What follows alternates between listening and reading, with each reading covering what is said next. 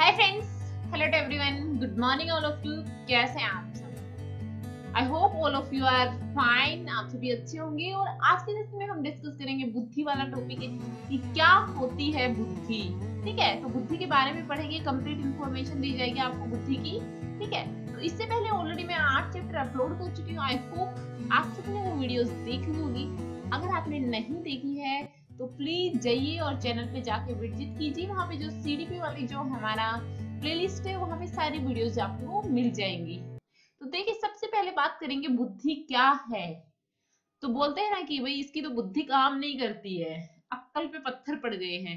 तो किसके रिगार्डिंग बोल रहे हो? हमारी बुद्धि की। तो ये देखिए कुछ परिभाषाएं दी है, तो ये पढ़ेंगे किस किस ने क्या क्या परिभाषा दी है। सबसे पहले बोला है वस्तु को एकीकृत करने की क्षमता। जो वस्तु है उनको जो एकीकृत करने की जो क्षमता है वो बताया है बुद्धि को। किसने बताया? ये एबिन खास ने बताया। किसने बताया? एबिन खास ने बताया है कि जब हम वस्तु को इकट्ठा करते हैं तो वो जो कैपेसिटी है हमारी वो बुद्धि कहलाती है। ठीक है, फिर है बुद्धि नई परिस्थिति में सचेत अनुकूलन है। किसने कहा है? रोस ने कहा है।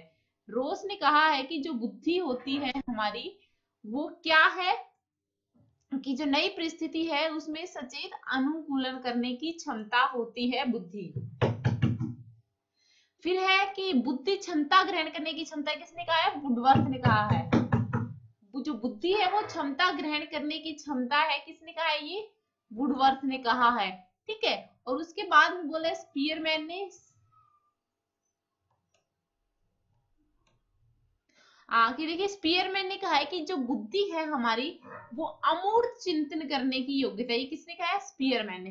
तो ये 4 स्टेटमेंट दी गई है। आप सबको ये चारों स्टेटमेंट पता होनी चाहिए क्योंकि काफी बार ये वाला तो बहुत रिपीटेड है। ये जो लास्ट के 3 है ये बहुत ज्यादा रिपीटेड रह चुके एग्जाम में, तो तीनों स्टेटमेंट आपको याद होनी चाहिए। अभी देखिए हम देखेंगे क्या होता है बुद्धि का अर्थ। तो देखिए समायोजन की योग्यता। समायोजन का मतलब क्या है कि मैं किसी भी परिस्थिति में किसी भी स्थिति में अपने आप को वहां पे समायोजित कर लेती हूँ। तो ये जो समायोजन की योग्यता है ये बुद्धि का अर्थ है।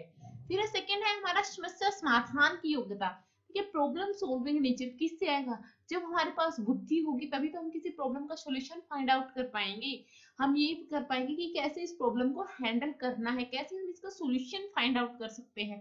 तो किसका अर्थ बताया गया है? ये बुद्धि का अर्थ बताया गया। फिर होती है अमूर्त चिंतन की योग्यता। अमूर्त चिंतन यानी लॉजिकल जो चिंतन होता है बच्चे का, जो लॉजिक्स लगा के बच्चा चिंतन करता है, उस चिंतन की योग्यता को भी बुद्धि के अर्थ में दर्शाया गया। फिर है सीखने की योग्यता। देखिए हम क्या करते हैं? स्किल्स सीखते हैं, हम पढ़ना भी सीखते हैं, सारी चीजें हम स्कूल में जाते हैं, कुछ ना कुछ हम सीख के आते हैं। तो ये जो सीखने की योग्यता है हमारे अंदर, ये किसका डायरेक्ट मीनिंग होता है? ये बुद्धि का अर्थ है। तो यहाँ पर हमने बुद्धि के 4 मीनिंग देखी। पहला देखा हमने समायोजन की योग्यता, दूसरा देखा हमने समस्या समाधान की योग्यता, तीसरा देखा अमूर्त चिंतन की योग्यता और फोर्थ देखा सीखने की योग्यता। तो ये चारों आपको समझ में आ गए होंगे। अभी देखिए हर किसी ने अपने अपने अनुसार जो बुद्धि है उसको अलग अलग तरीके से डिफाइन किया है। तो सबसे पहले हम देखेंगे थ्रोनडाइक ने। तो थ्रोनडाइक ने बुद्धि के 3 प्रकार बताए हैं। पहली होती है अमूर्त बुद्धि, यानी पुस्तक के ज्ञान, जो हमें बुक्स से, जो हम किताबों से जो ज्ञान मिलता है वो किस में आता है? अमूर्त बुद्धि में। और इनके अनुसार जिसमें ये बुद्धि ज्यादा होती है, जिनमें मतलब जो बहुत ज्यादा किताबें कीड़े टाइप के मान सकते हो आप, जो बुक्स को पढ़ना बहुत ज्यादा प्रेफर करते हैं, जिनको जो बुक्स की नॉलेज होती है वो बहुत ज्यादा होती है, वो क्या होते हैं? अच्छे वकील बनते हैं, डॉक्टर बनते हैं, दार्शनिक बनते हैं, चित्रकार बनते हैं, साहित्यकार बनते हैं। ये वो बन सकते हैं। डॉक्टर बनेगा बच्चा, वकील बनेगा, दार्शनिक, चित्रकार और साहित्यकार बनते। फिर आती है हमारी ठोस मैकेनिकल गत्यात्मक बुद्धि। देखिए ठोस मैकेनिकल गत्यात्मक, गत्यात्मक किससे संबंधित होता है? गत्यात्मक संबंधित है गति से, संबंधित है किससे? गति से। तो बेसिकली ये क्या होता है? शारीरिक शिक्षा प्रमुख होती है इसमें। कौन सी शिक्षा होती है? हमारी फिजिकल एजुकेशन प्रमुख होती है। यहाँ नृत्य खेलों में भाग लेने में महत्वपूर्ण, और जिसमें ये बुद्धि ज्यादा पाई जाती है जिस बच्चे में, बेसिकली डांसिंग है या फिर जितने भी गेम्स होते हैं उनमें पार्टिसिपेट करने में बहुत अग्रसर रहते हैं। तो यहाँ पे हमने पढ़ा 2 बुद्धियों के बारे में, क्या अमूर्त बुद्धि होती है और क्या होती है हमारी गत्यात्मक, ठोस और मैकेनिकल बुद्धि। तो अमूर्त बुद्धि के बच्चे क्या आते हैं? बुक्स को बहुत प्रेफर करते हैं, उनको जो बुकेस नॉलेज होती है वो बहुत ज्यादा होती है, और वो इन फ्यूचर में गुड डॉक्टर, गुड एडवोकेट बनते हैं, फिलोसफर बनते हैं, हमारे पेंटर बनते हैं और साहित्यकार बनते हैं। फिर आता है मैकेनिकल और गत्यात्मक बुद्धि। क्या होती है? ये बेसिकली फिजिकल एजुकेशन से रिलेटेड है हमारा, और बच्चे क्या करते हैं, गेम्स में और डांसिंग वगैरह में ज्यादा महत्वपूर्ण भूमिका होती है। नेक्स्ट आता है हमारा सामाजिक बुद्धि। तो देखिए सामाजिक बुद्धि क्या है? देखिए हम जितना समाज के साथ में बहुत अच्छे से अपने रिलेशनशिप्स बना लेते हैं, ये क्या होती है? सामाजिक बुद्धि। तो सोचिए जिसमें सामाजिक बुद्धि होगी वो क्या होगी? वो बिल्कुल बहुत अच्छा व्यापारी भी बन सकता है। क्यों? उसमें क्या चाहिए? समाज के साथ घुलना मिलना चाहिए, लोगों को प्रभावित करना आना चाहिए। समाज के लोगों को तो सामान की जरूरत होती है, तो बहुत अच्छा व्यापारी भी बन सकता है वो।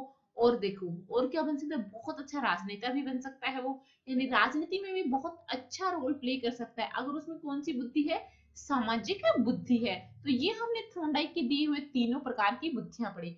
अभी आगे हम पढ़ते हैं क्या होते हैं बुद्धि के सिद्धांत।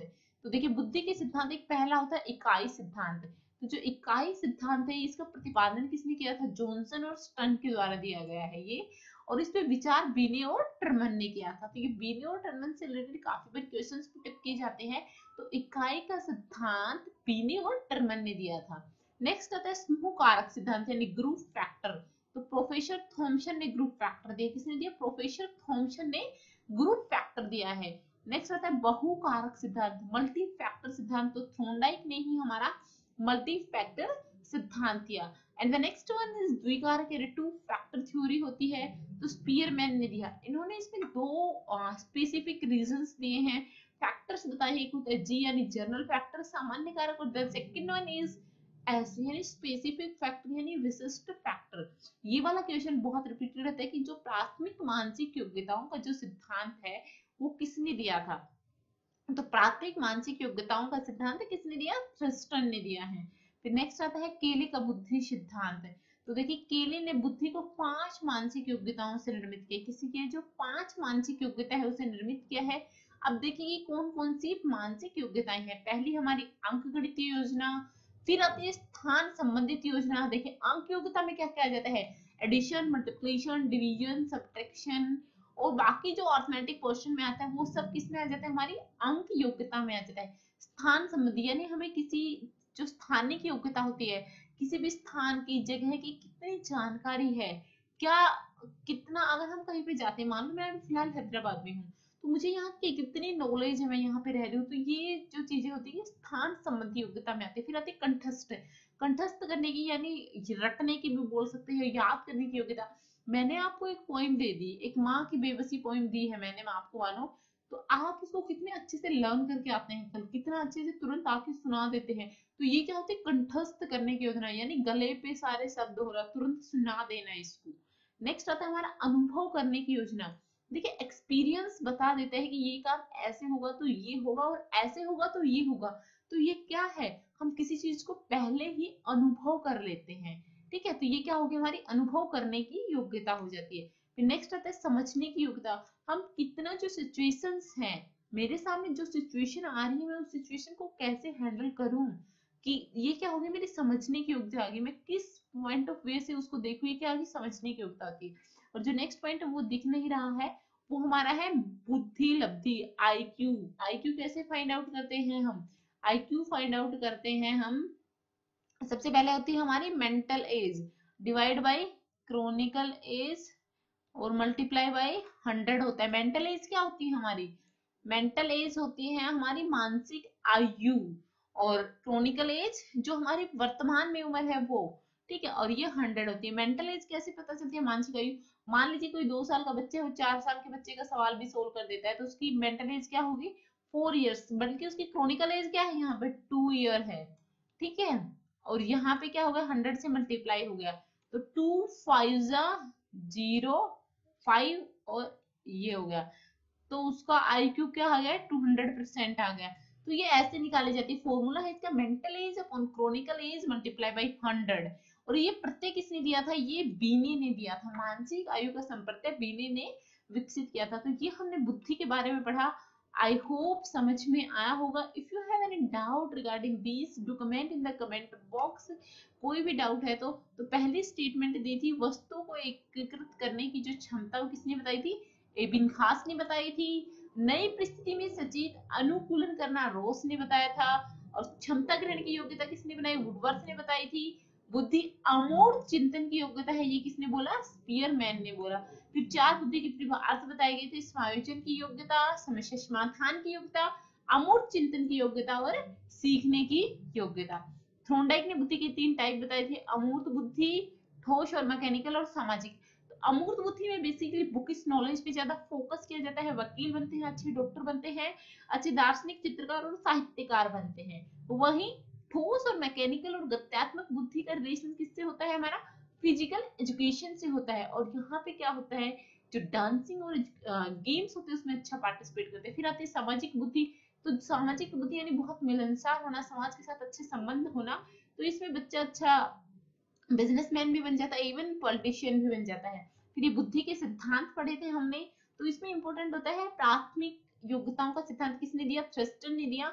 और द्विकारक फैक्टर किसने दिया? हमारा स्पीयरमैन ने दिया। लास्ट में हमने बुद्धि लब्धि का फॉर्मूला पढ़ा, क्या होता है?